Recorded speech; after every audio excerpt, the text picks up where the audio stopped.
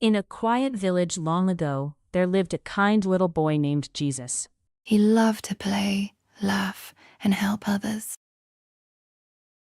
But there was something special about him that no one could understand.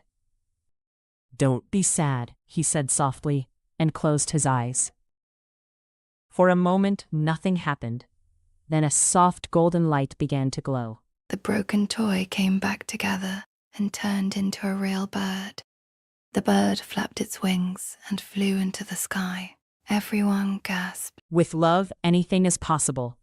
From that day on, the children knew Jesus was